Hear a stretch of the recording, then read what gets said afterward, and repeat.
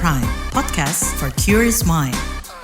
Hai again Sapieners. Kita ketemu lagi nih di FOMO Sapiens pekan ini.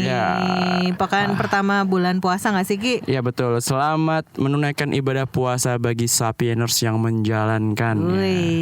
Ya, walaupun kebanyakan orang-orang yang berpuasa gak menjalankan sih, tapi lebih diem tidur. Kan karena itu pengen mencoba untuk lebih mirip sama wakil rakyatnya. Kenapa? Pekerjaannya tidur. Iya. Kamu bentar lagi mau ganti. Iya betul. Maksud gue kan tiap 5 tahun sekali tuh diganti ya orang-orang yang mewakilin. Tapi kok stereotip tidur tuh masih ada ya. Kok kepilihnya tetap yang ngantuk-ngantuk. Berarti yang salah bukan orangnya mungkin. Emang ruangannya mungkin yang bikin ngantuk kali ya di desainnya. Kita bukan membahas itu kali ini. Bukan. Tapi kita lebih membahas soal ini loh. Kan kalau bulan puasa tuh identiknya pasti ada aja yang udah mulai ngebangunin orang-orang pada sahur ya kan? Ya, ceramah mulai terdengar di kampung-kampung, di kita semua gitu ya, berkaitan dengan pengeras suara di masjid. Ternyata lagi rame tuh Kak tentang pengeras suara. Jadi ada himbauan dari Menko Muhadjir Effendi menghimbau penggunaan pengeras masjid digunakan sewajarnya tanpa mengganggu lingkungan. Jadi harus bisa ngebedain yang mana buat pengeras di luar nih sama yang buat di dalam gitu-gitu. Dan salah satunya kalau buat azan maghrib ya boleh lah, tapi kalau buat taraweh gitu-gitu cukup pakai yang di dalam aja gitu. Yang penting nggak bikin gaduh gitulah ya. Ya, tapi emang ya konteksnya dikiranya kalau kita ngomongin protes tentang pengeras suara gitu kayak kita menghalangi orang-orang untuk siar agama gitu. Padahal maksudnya bukan itu. Kayak misal ada tetangga yang kita nggak tahu mungkin rumahnya sekitaran masjid dan mungkin dalam keadaan sakit gitu-gitu dan butuh ketenangan gitu-gitu. Kadang-kadang pengeras suara masjid itu digunakan yang nggak pada tempatnya gitu. Misal ada anak kecil latihan ngaji yang belum lancar. Ba a. Maksudnya udah nggak usah pakai suara luar gitu loh. Itu mah cukup dikonsumsi di dalam sampai akhirnya anaknya udah bisa benar-benar mengaji baru mungkin. Tapi kalau bisa ya gunakan sebagaimana mestinya untuk ya kayak suara azan kan kita penting kan semuanya orang dengar gitu buat penanda udah buka gitu. Waktunya sholat gitu-gitu. Pada akhirnya yang hal-hal yang kayak gini tuh sampai kayak perlu diatur banget gitu loh sama negara. Gue kadang-kadang apakah mungkin common sense aja, tapi mungkin common sense orang beda-beda. Iya juga. Dan ini terbukti bahwa common sense ini tuh sesuatu yang sangat besar gitu sehingga akhirnya butuh ditengahi oleh pemerintah gitu. Karena kalau kita ngomongin ini, kita berdiskusi soal ini nggak pernah ketemu jalan tengahnya, yang ada malah kita dimakar, kita didatengin rumahnya sama orang-orang sama ormas gitu. Bahkan dikasih tahu aturannya buat volumenya itu nggak boleh melebihi 100 desibel segitunya. Karena kalau orang Indonesia nggak diajarin soal itu, main volumenya full aja udah bodo amat gitu. Mohon maaf, itu kan takaran kuping kadang-kadang beda ya. Menurut gue kayaknya belum kenceng nih, tapi kayaknya harus lebih kenceng lagi bro. Gue tuh tinggal di samping masjid dan ya akhirnya tergerak hatinya buat untuk beribadah juga. Tapi kadang-kadang sumpah ini kalau dalam keadaan gue sakit denger suaranya benging banget Kak. Kadang-kadang ini nggak mikir apa volumenya gimana gitu kalau ada orang-orang di sekitar yang lagi sakit gitu. Atau punya bayi gitu punya bayi. Iya kayak bayinya dari kecil udah dengerin itu musik keras tapi bukan dari band metal. Ya udahlah kalau gitu ya, kita lanjut ya di FOMO Sapiens dari KBR Prime, jalan pintas yang gak bakal bikin kamu ketinggalan berita atau peristiwa di sekitar kamu. Saya Aika. Saya Eki Priagung. Lanjut.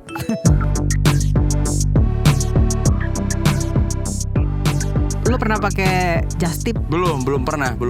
Belum terpikir sih gitu. Kayak ada orang-orang yang di WhatsApp story gitu-gitu. Biasanya ibu-ibu sama itu teman-teman yang udah mulai jadi ibu muda itu. Udah baru mau nikah gitu. Biasa buka-buka just tip. Pernah? Lu sendiri pernah gak? Enggak sih. Gue yang hampir tergoda yang itu kemarin beli milk bun viral itu loh. Rame banget itu. Milk bun. Iya, milk bun sama hak asuh anak sama-sama jadi rebutan. Iya. Rame banget Kak. Sapieners yang mungkin sempat ketinggalan ya waktu kemarin, emang ada apaan sih gitu sampai 1 ton milk bun Thailand yang masuk Indonesia itu dimusnahkan lah oleh pihak pemerintah kita gitu ya. Waduh 1 ton. Padahal itu pasti orang-orang yang lihat ya gila gue pengen banget lagi ngiler. Ya itu dari sisi penonton yang nonton, tapi bayangin orang yang disita terus kira-kira paling gede yang disita tuh kayaknya kan ada banyak kan misal terus habis saling nanya nggak ya? Akhirnya coba untuk membuat hatinya nggak terlalu sedih dengan mencari siapa yang paling berat milk ban yang kebakar gitu. Dia mikir ke Indonesia buat cari untung. Iya sih. Taunya buntung kayak gitu loh. Maksudnya makanya menurut lu gimana pandangan lu terhadap Just Tip nih? Kalau menurut gue sih nggak ada salahnya sih tuh upaya orang untuk nyari keuntungan ya. Maksudnya kan banyak tuh yang gue mau jalan-jalan ke Thailand tapi misalnya gitu. Terus ada apa yang mungkin barang di sana yang bisa gue datang ke sini dan mendatangkan keuntungan. Personally gue nggak ada masalah sih.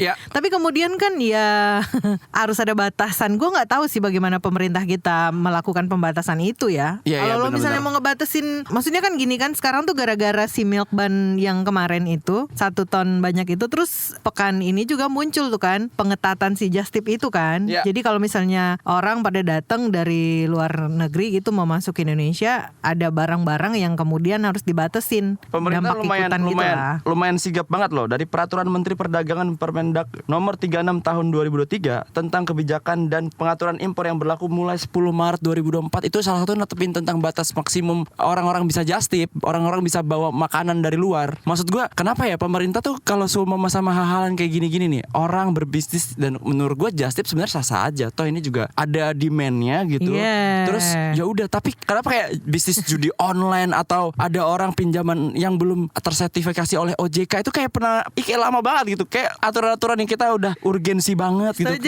Kayak woman nih, kemarin ada undang-undang yang harusnya buat ngelindungi perempuan juga lama banget prosesnya. Tapi wah, kita udah terlanjur nggak bakal milk ban, banyak yang protes nih 1 ton. Ya udah, besok 2 hari lagi kita sahin aja undang-undang di 10 Maret 2024. Ini cepet banget masalahnya. Tapi nggak hanya mempengaruhi yang membatasin yang Just Tip ya. Kalau misalnya kita lihat nih Ki, yang diatur itu kan misalnya buat traveling nih ke luar negeri. Terus kalau gue balik ke Indonesia, ada barang-barang yang gue bawa itu dibatasin. Misalnya kayak alat elektronik, handphone, ya kan, headset, komputer, tab lah misalnya gitu kan. Gue bisa bawa maksimal 2 unit gitu per penumpang nih. Terus juga kayak sepatu nih, alas kaki gitu, maksimal 2 pasang per penumpang. Misalnya katakan yang pekerja migran gitu kan, yang udah pulang balik ke Indonesia, barangnya segaban-gaban terus nggak bisa masuk, gimana coba? Makanya kadang-kadang undang-undang kan cepet banget ya jatuhnya buat dilaksanakan. Walaupun sebenarnya dari tahun lalu sih perancangannya, tapi baru dilaksanakan tuh setelah milk ban dibakar gitu.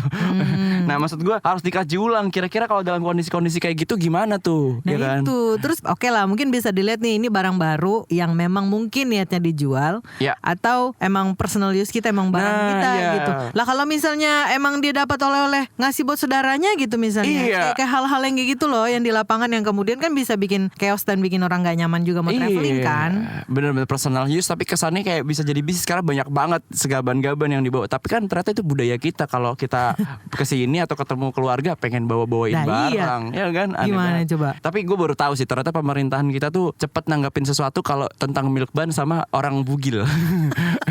Kalau itu tuh cepet banget mereka. Kamisan tuh urusin. Tiba-tiba gue langsung jadi aktivis.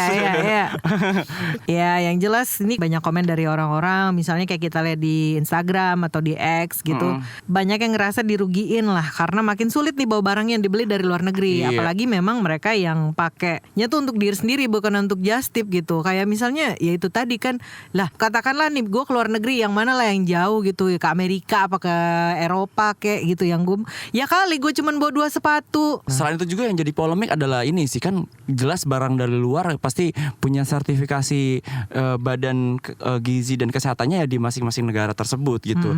Terus yang jadi permasalahan juga nih kalau kita lihat dari sudut pandang pemerintah adalah banyak banget barang-barang bawaan yang pasti nggak dapat edaran dari BPOM. Ya milk ban terlalu cepat banget ya maksud gua. Cuman kita bisa pahamin dari sisi ini mungkin ya. Ada kasus Just Tip ilegal merugikan negara. Direktorat Bea dan Cukai Kemenku melakukan berbagai penindakan atas Just Tip ilegal ini. Sepanjang tahun 2022 setidaknya ada 39.207 kasus Just Tip ilegal yang ditindak dengan perkiraan nilai BHP mencapai 22,043 miliar. Wah, banyak juga ya. Oke, pemerintah membatasi itu hal yang baik. Misal contoh kayak di mana, Australia nih, yang mereka tuh ketat banget kan. Lu mau segala macam makanan, bahkan sayur, buah, lu nggak bisa masuk sembarangan. Emang udah dari sononya gitu. Tapi ya asal aturannya nggak dibikin kayak hangat-hangat tem gitu. Iya, gitu. Jadi hangat-hangat kayak tem. ya kan gara-gara ini terus ada satu kasus terus langsung bikin buru-buru tindak lanjuti, tapi lu nggak mikir dampaknya buat besok-besok orang-orang yang mau pada datang ke sini gitu loh. Iya, gak tuh gue bingung banget sama pemerintahan kita tuh mut-mutan banget, tapi kadang-kadang suka energik gitu loh. Oh, banyak sebenarnya aturannya ya, tapi ya harus diperjelas sih. Gini, orang tuh nggak tahu alasannya kenapa Milkban dibakar. Lu kalau sebelum undang-undang itu ditetapkan, cobalah kita dikasih edukasi dulu rakyatnya. Ini loh kayak gini kalau lu mau just tip dan lain-lain. Jadi bukan kita mikir just tip sekarang jadi usaha ilegal ya gitu. Jadi kesannya momok banget. Bener-bener banyak yang gulung tikar gara-gara itu. Maksud gue itu orang lari kemana nanti usahanya? Judi online nggak lu biarin kayak gini, lu tutup ya nanti kalau mereka akhirnya bikin itu promo judi online. Lu ntar gimana Makin sih? bingung. Maksud gue celah dari oke lah aturan ada banyak, tapi kalau memang masih ada celahnya kayak gini ya harus dipikir ulang juga sih, ya nggak sih? Kemarin baru katanya pas pemilu akan menumbuhkan pengusaha ini aja orang baru berusaha ya. Iya. Kayak pariwisata misalnya orang mau besok-besok mau ya udah nih pariwisata kita harus digiatkan biar orang makin banyak berkunjung ke Indonesia. Tapi kalau kayak gini aturannya kan ini nggak hanya just tip aja yang kena, tapi traveler juga kan. Betul. Bakal pengaruh gitu. Iya. Ya nggak tahu sih, cuman yang kayaknya kan bea cukai lahan basah. Iya.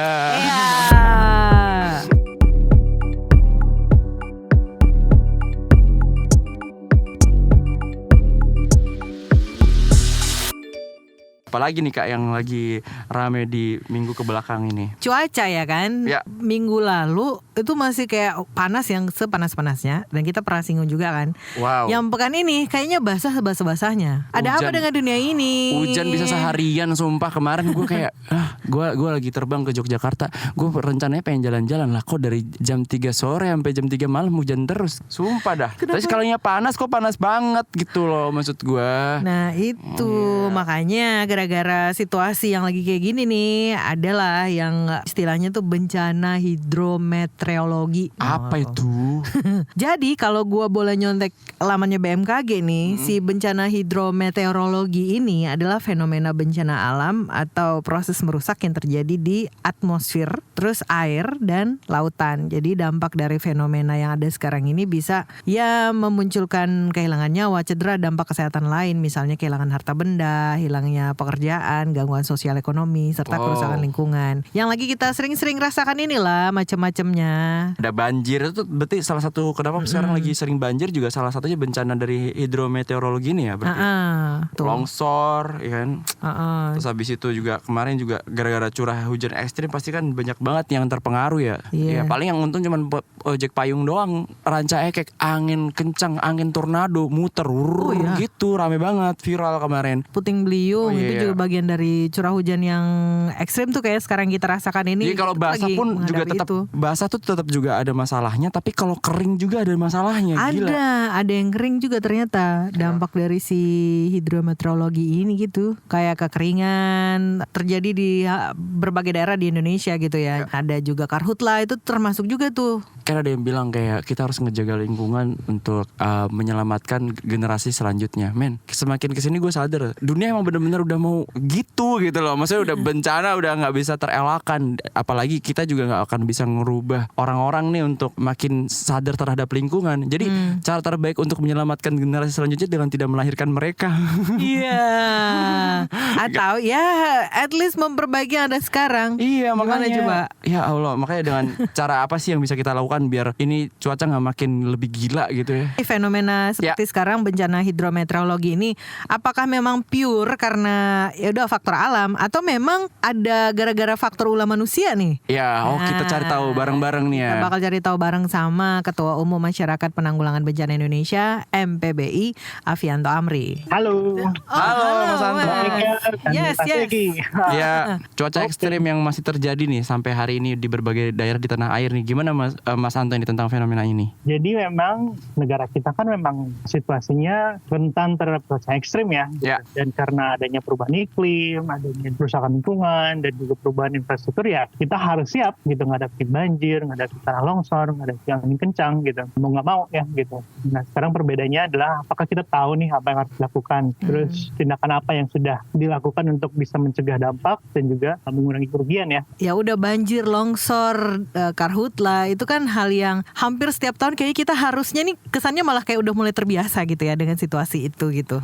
Betul. Nah kenapa sih kita kudu jadi perhatian kita bersama nih Mas? Dan ini new normal ya gitu. Kalau di zaman COVID kan juga ada new normalnya pakai masker gitu, jaga jarak, gitu, cuci tangan. Ya new normal kita terhadap cuaca ekstrim ya bisa saja besok itu adalah hujannya terus menerus dan nggak berhenti nih gitu, dan saking intensnya salurannya meluap gitu. Atau beberapa minggu yang lalu ada angin kencang ya di daerah Bandung, itu juga fenomena yang harus kita ketahui. Pertanyaannya kan kenapa kita harus peduli? Ini menyangkut hidup kita ya.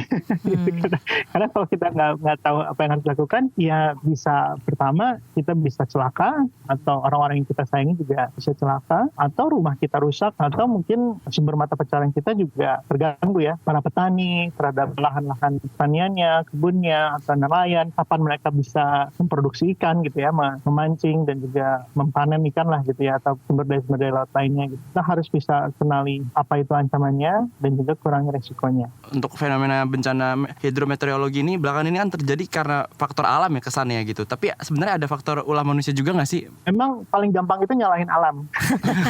Kalau misalnya banjir itu wah ini karena curah hujannya nih kenceng nih, deras gitu. Ada tanah longsor, oh ya karena aliran airnya luar biasa tinggi gitu. Tapi kan yang bikin hutannya gundul bukan alam ya gitu. Oh iya. Yang bikin tiba-tiba ada jalan tol gitu yang ternyata akhirnya memangkas daya serap air gitu, ya bukan alam juga gitu. Dan lingkungan sekitar kita misalnya semuanya aspal, nggak ada sumber resapan, nggak ada tempat di mana air bisa masuk gitu. Masa kita salahin alam terus nih gitu.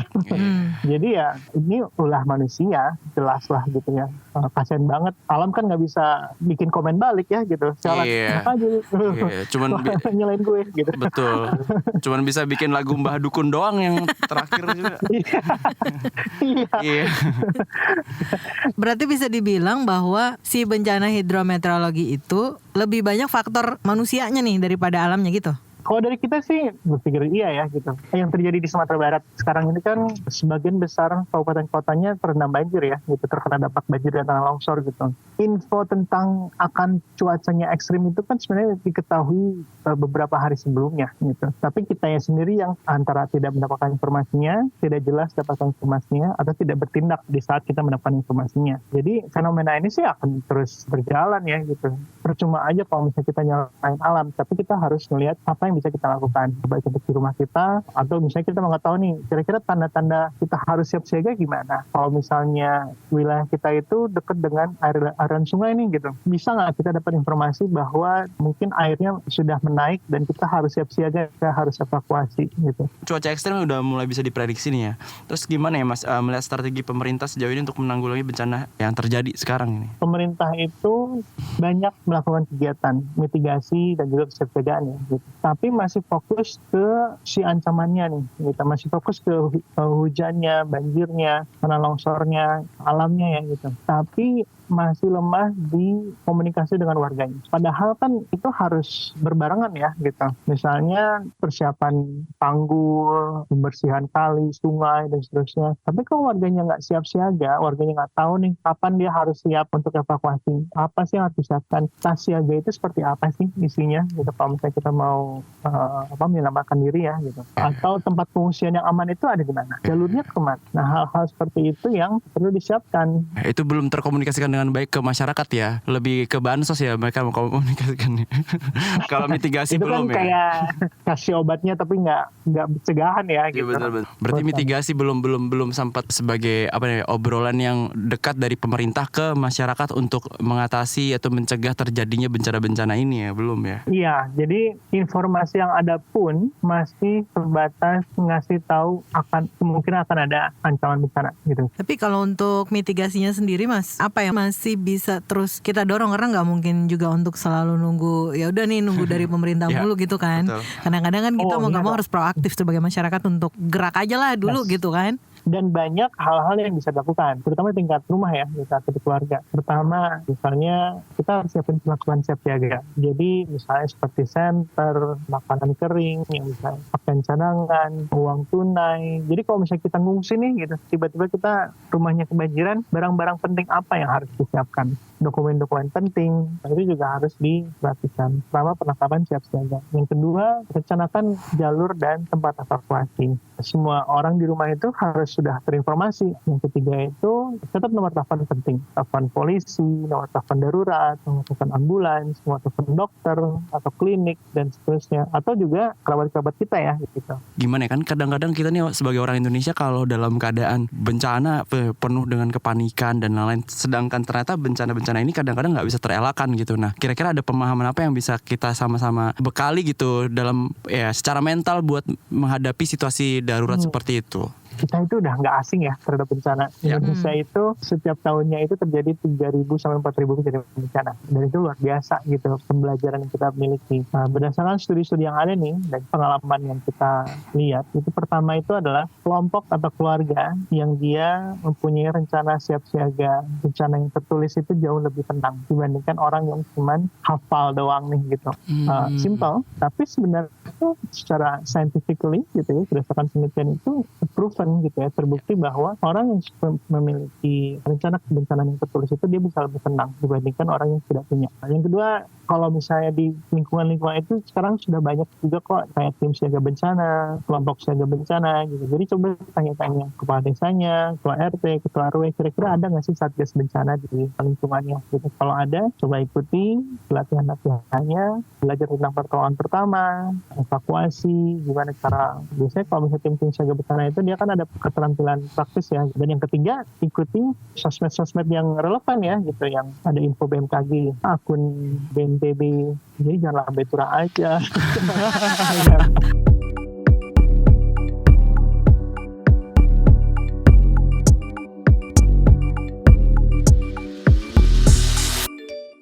Aduh, hari ini gue bakal capek banget deh. Masuk pagi buta, full sampai sore. Ditambah harus kerja kelompok. Pusing banget. Lama-lama nih ya, kalau kata orang-orang sekarang tuh, mental health gue terganggu. Masih pagi woi, udah ngomel-ngomel aja. Nih, biar lo gak overthinking apalagi jadi self-diagnose, coba deh lo dengerin podcast Disko. Apa? Ke disco? Disko, diskusi psikologi. Itu podcast woi, podcast. Menghadapi kenyataan dunia emang gak mudah. Tapi jangan sampai kesehatan mentalmu terganggu, apalagi sampai self-diagnose. Cus dengerin Disko, diskusi psikologi, persembahan Into the Light Indonesia dan KBR.